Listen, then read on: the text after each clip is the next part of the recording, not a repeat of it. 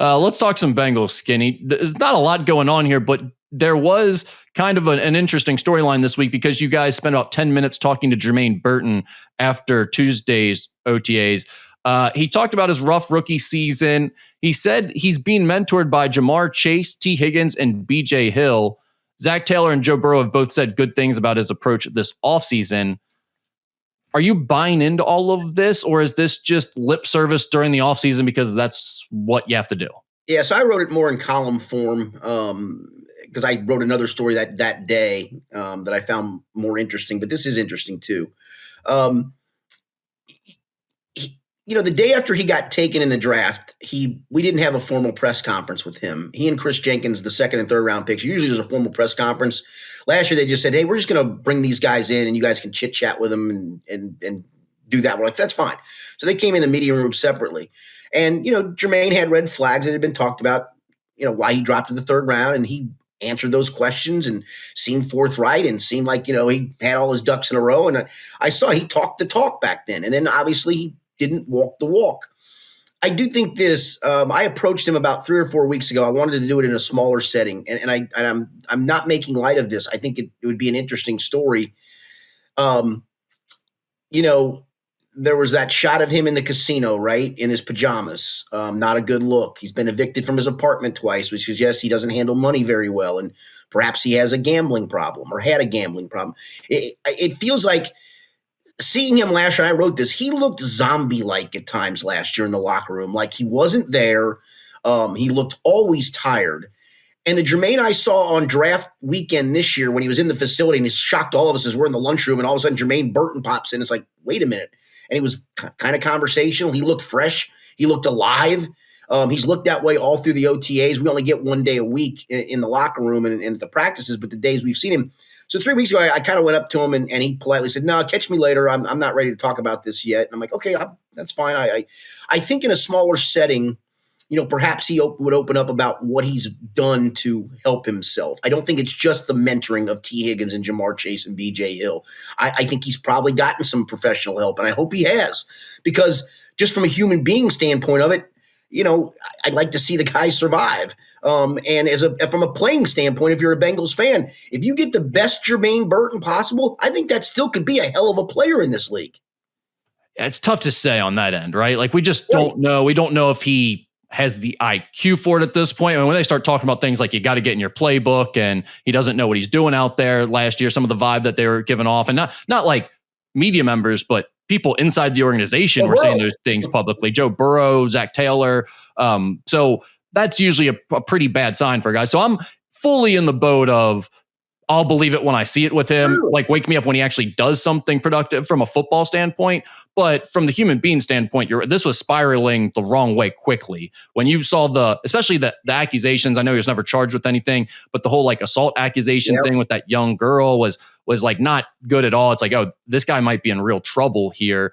And now it seems like that's kind of subsided, at least for the time being. Now, I don't want to accuse anything that we don't know about, but a lot of the stuff we're talking about from last year and the difference between what you're describing last year versus this year, zombie-like appearance, all the instability, I mean, almost sounds like a substance abuse type situation. I don't know, man. If it was gambling related with the casinos open 24/7, man, and you're chasing losses, that's all you're thinking about. And you walk out of that casino at 5 o'clock in the morning and you're supposed to be there for an 8 a.m. meeting. Hence, he missed a bunch of meetings. Sure, missed a couple of key meetings. And that would be like this. That would be like the same thing, right? Like, I mean, it's an addiction either way. It's controlling your life, and those are kind of similar issues, I think. But I think everyone assumed because of the picture in the casino, everyone assumes it's the gambling thing. But it's like, who knows what all is going on with that? And maybe it's multiple things, right? But it's hard for me to believe we're going to get a productive Jermaine Burton that's going to break through as a football player. I do think this could be a great story if he just at least gets his life on stable footing and goes on and has a good normal adulthood. Yeah, no, again, like I said, I've seen him walk the walk or talk the talk before. Now he's got to walk the walk. I mean, but just from a physical appearance, I mean, again, he looked half dead last year, and now he looks like he's got some life in him. Like he talks about routines and better routines to get to the facility, and then what he does at the facility. He even talked about, I didn't use the quote, he even talked about hydrating properly, doing stuff to make your body better as a football player. And who knows why he didn't take whatever advice Jamar and T gave him last year. I remember Duke Tobin at the Combine. I pulled the quote out and used it again in this story. Talked about how they thought they were putting him in a room with guys that were going to show him the way. I mean, say anything you want about Jamar Chase. Those two guys are pros, man. They get themselves ready both physically, mentally, preparation wise. Those would be two perfect icons if you're a rookie wide receiver to come in and go, I'm going to do what those two dudes do.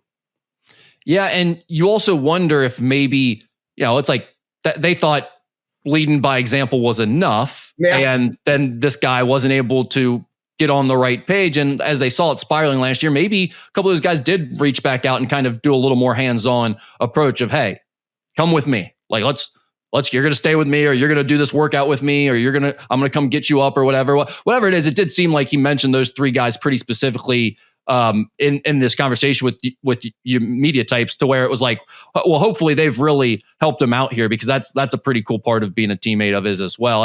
It's an interesting situation. I mean, certainly a guy with a lot of talent, and people had a lot of faith in him last year, of the idea of like, oh, maybe the Bengals got a steal. Maybe he will emerge as a number one type talent, and you got him at a discount because people were worried about his baggage. Turned out the baggage was an issue. And we'll see if he can overcome that now. If he can, that'd be a great thing for him. I just don't. Once you go through something like he went through last year, and you already had those issues coming out about you, it's tough for me to just overlook and think, oh yeah, he's going to be fine. This is all. I'll put it all past him. The only thing I will tell you is, he probably was allowed to get away with some stuff in college that you're not going to get away with in the NFL, right? The talent was just so much as a college player that he could get by on just the talent alone. And, maybe he came in and those guys tried to mentor him, and in his mind, he's like, I've gotten away with talent my whole life. I'm just going to roll out there and ball. That's all I need to do. It doesn't work that way. And then he got caught in whatever spiral he got caught in. And, the Bengals easily could have cut him and no one would have cared. No one. I don't think a single fan would have cared if they'd have cut Jermaine Burton. I think most people thought they should have. Correct. And maybe it was the case of, dude, go get yourself some help. Come back to us. Let's see where things stand. And if we think that you're kind of on the track to turning yourself around, we're going to give you one last final chance. And there's going to be no more. And there's probably going to be no more in the NFL if you mess this up. So take heed. And maybe he has. I hope he has, for his sake. I mean, this would be like the Mike Brown pet project of his lifetime, right? I mean, he loves these types of guys. Chris Henry was his dude. Pac-Man was his dude. Yeah, no doubt. Yeah, so I'm not surprised that the Bengals are giving him extra chances, but hopefully it works out for both parties. Any new thoughts on the Hendrickson Stewart dramas? I think it's just disappointing. The Bengals are playing this game with Shamar Stewart, trying to make a precedent-setting contract. Don't forget, Demetrius Knight has not signed his contract either. He did sign the waiver, the injury waiver, but again, they're trying to do the same thing with him. I'll be interested when camp comes along if he's not signed what he does, and they're counting on him. Jermaine Pratt's still on this roster, and I think the only reason he is whatever insurance they feel they need until Demetrius Knight signs. And that's the goofy part is, Jermaine's not even around, so he hasn't taken part in a single Al Golden defensive scheme rep to this point, and he's your fallback plan potentially. Then Shamar Stewart, say all you want about watching and taking mental reps and doing all that's all well and good. He needs to get some actual physical reps. That's what listen, all the rest of them apparently do. That's why they're doing it, right? And he stands and watches, and I'm not blaming him. I just don't know what games they're trying to play here. I really don't. I'm trying not to get too worked up at this time of the year about things that may not matter in the long run. But Skinny, it just feels like they are trying to self-sabotage this season, unlike any we've ever seen from the Bengals. And it's like, it doesn't make any sense because everyone still believes that they have the goods to compete for a Super Bowl. When you have Joe Burrow and you have the offensive talent they have, people still believe in them. And it feels like they're doing everything they can to make it a bigger question mark than it should be. I mean, next week is going to be fascinating. Next week is mandatory minicamp. All this other stuff has been optional. Most players obviously have come. The whole thing that set Trey Hendrickson off a few weeks ago was the text that said, don't forget you're subject to fine if you don't come to minicamp. And I'll be fascinated to see if he shows up or he says, to hell with it, I'll find me all you want. Jermaine Pratt's under contract still, right? He hasn't been to any of these OTAs because he feels like he's not a part of it. He wants to be traded. They're going to start finding Jermaine Pratt too. They will. It's a definitive. It's not he will be fined. So it'll be interesting to see if he shows up.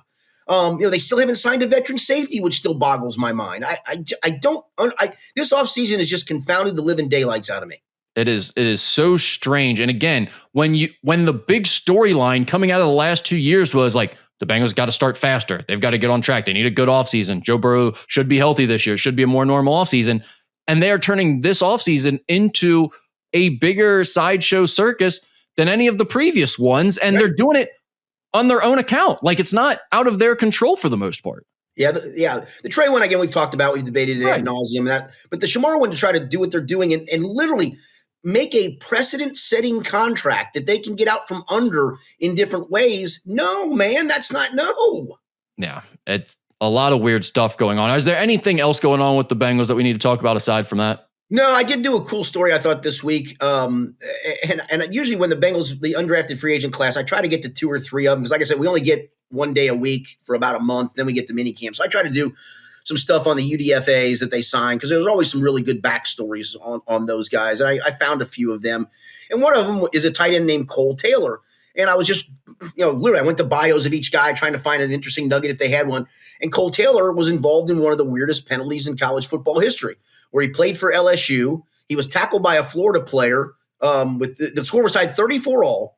Florida was 8-1 at the time. They were in the hunt for a college football playoff appearance. 34-all, 2 minutes to go, 3rd and 10. Cole Taylor takes a check down pass and gets tackled well short of the first down by a Florida player who inadvertently, when he tackled him, I guess his shoe either came off or he pulled it off. Well, he turned and chucked it down the field, which then resulted in 2 unsportsmanlike conduct penalties. So I start to look, and I was reading some more about that story. I'm like, no, Florida, Marco Wilson. I went, wait a minute, Marco Wilson. And the Bengals have a cornerback. You may not have heard of him. He came in last year late, a guy named Marco Wilson. Lo and behold, it's the same guy. So I'm like, oh, man, this is going to be good. So I talked to Cole Taylor about it. He was really good. I went up to Marco, and I kind of broke the ice with, he did get some first-team reps, and I saw an interesting thing where after Jamar Chase beat him on a route, he went up to Jamar to talk to him, and you could just see he was nodding his head like, okay. And so I talked to him a little bit about that, and I included some of it in the story as well. And I said, man, I'm going to kind of make light of this and make it lighthearted, but I didn't realize you were the guy that ripped off the Cole Taylor shoe. He goes, yeah, it's me. I go, have you talked to him? He goes, what do you mean? I go, he's in the other locker. He's a teammate. He goes, is he really? He goes, I am going to have to go talk to him. I didn't know he didn't know?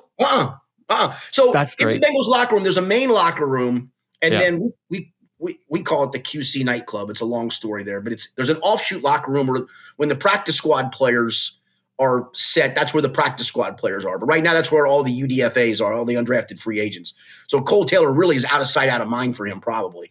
And he said, I am going to have to go talk to him. But he was really he gave me a couple of good quotes. And then I said, so anyway, the game-winning field goal was kicked by Cade York, who kicked for the Bengals last year, odd thing, 57-yarder. There was enough time for Florida to get into field goal range for one Evan McPherson to attempt a 52-yarder that he missed. And I said, Marco, Evan could have bailed you out. He goes, yeah. He goes, but you know what? He goes, if he makes all his kicks now, it's all for the money. I'm good with it. I'm like, all right.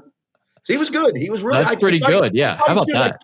I thought as soon as I went to that part of the conversation with him, he's going to give me this look like, man, I ain't talking about that. And he was actually very good about it.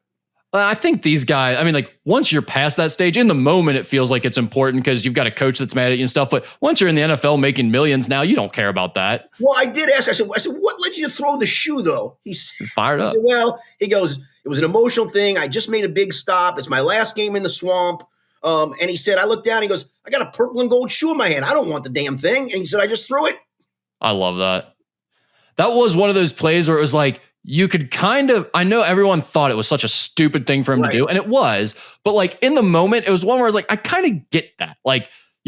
You're all fired up. You happen to have a dude's personal belonging in your hands after you just more or less murdered him on the field. It was a big play. Throwing the shoe felt like I get how that could happen accidentally, right? It's kind of like when the guy does the pull up on the rim after the insane dunk. You're like, stupid, but I kind of get that. Yeah, no, Cole Taylor, he said he didn't even know his shoe was taken off. He said, all of a sudden I put my foot in the ground. He goes, I felt a cold ground. I looked down and my shoe's gone. Then I see flags flying. I look up, my shoe's all the way down the field. Yeah.